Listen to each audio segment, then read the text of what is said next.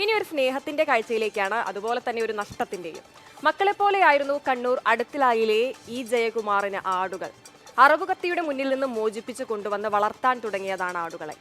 ആ സ്നേഹവും കരുതലും എല്ലാം ബാക്കിയാക്കി ജയകുമാർ പോയി.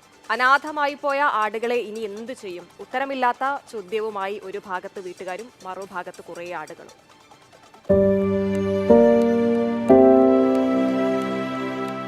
ഒരു ദിവസം രാവിലെ എണീച്ചപാട് ആദ്യം പ്രഭാതകർമ്മം ചെയ്യും. എന്നിട്ട് വേഗം പുല്ലരിയിലും കൊടുക്കും. എനിക്കൊന്ന് 4-5 തവണ പുല്ലരിഞ്ഞ് ഇങ്ങോട്ട് വരും. പിന്നെ രാവിലെ ഒരു കെട്ട് കൊടുക്കും, പിന്നെ ഒരു വൈകുന്നേരം ഒരു കെട്ട് കൊടുക്കും, അങ്ങനെ കൊടുക്കും. പിന്നെ ഉച്ചക്കും ഉണ്ടെന്ന് തോന്നുന്നു. സംസാരിക്കുമോ? എന്തെങ്കിലും സംസാരിക്കലുണ്ട്.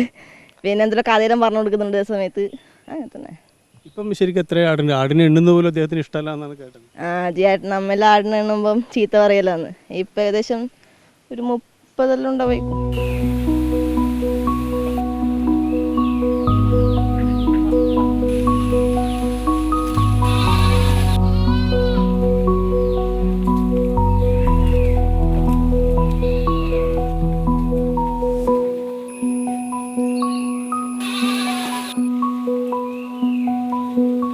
ആടിനെ ഏട്ടൻ സ്വന്തം മക്കളെ പോലെയാണ്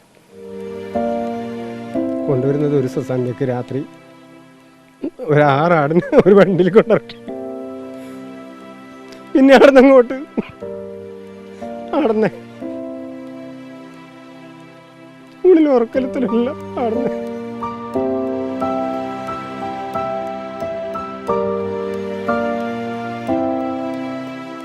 അവിടെ അവർ ജോലി ചെയ്യുന്ന സബ് സെൻറ്ററിൻ്റെ തൊട്ടപ്പുറത്ത് ഒരു അറവശാല ഉണ്ടായിരുന്നു.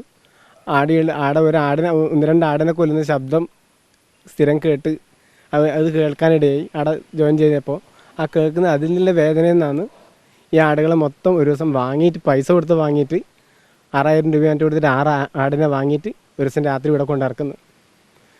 പിന്നെ അവിടുന്ന് അങ്ങോട്ട് ആടിനെയും കൊണ്ട് ആടിന് വേണ്ട പുല്ല് ശേഖരിക്കാൻ പോലും, അതിന് പാല് കൊടുക്കലും, പാല് പുറത്തുനിന്ന് പൈസ കൊടുത്ത് വാങ്ങിയിട്ട് പാല് കാച്ചിട്ട് കൊടുക്കൽ. പിന്നെ ശാരീരിക അസ്വസ്ഥമുള്ള ചില കുട്ടികൾ, അങ്ങനത്തെ കുട്ടികളും ഉണ്ടായിട്ടുണ്ട്. അവർക്കെല്ലാം അങ്ങനെ കൊടുക്കുമായിരുന്നു. അമ്മയുടെ പാല് കുടിക്കാൻ പറ്റാത്ത കുട്ടികൾക്ക് ഏട്ടൻ ഫീഡിങ് രീതിയിൽ കൊടുക്കും. വേറൊരു പഞ്ചായത്ത് പോയിട്ടാണ് ഈ പുല്ലുകൾ ശേഖരിക്കുന്നത്. ഇതുങ്ങൾക്ക് കൊടുക്കാനുള്ള ഭക്ഷണം. ആ ഭക്ഷണം ആ പുല്ലുകൾ ശേഖരിക്കാൻ പോയ സമയത്ത് ഏട്ടൻ രാവിലെ ഇവിടുന്ന് പോകുമ്പം ചെറിയ അസ്വസ്ഥത ഉണ്ടായെന്നാണ് പറയുന്നത്. അത് ശ്രദ്ധിക്കാത്ത മട്ടിൽ അങ്ങ് പോയി ഈ പുല്ല് ശേഖരിച്ചോ എത്രയോ വെച്ചോ ഒന്നും അറിയില്ല. അതൊന്നും അറിയില്ല. ചാക്കിലാക്കിയിട്ട് കൊണ്ടല്ലേ. ഇങ്ങനെ വരുന്ന സമയത്ത് അവിടെ വീണ് കിടക്കുന്ന അവസ്ഥയിൽ അവിടെയുള്ള ഒരു പ്രദേശവാസി കണ്ടിട്ട് അന്ന് അറിയിക്കുന്നത്.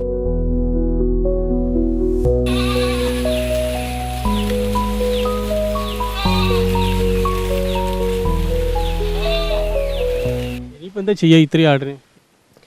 ഇനിയിപ്പോൾ ഏതെങ്കിലും ഇതിനെ പോറ്റി വളർത്താൻ താല്പര്യമുള്ള ആൾക്കാർ കൊടുക്കുക എന്നുള്ളതാണ് നമ്മളെ ഫാമിലീൻ്റെ ആശയം.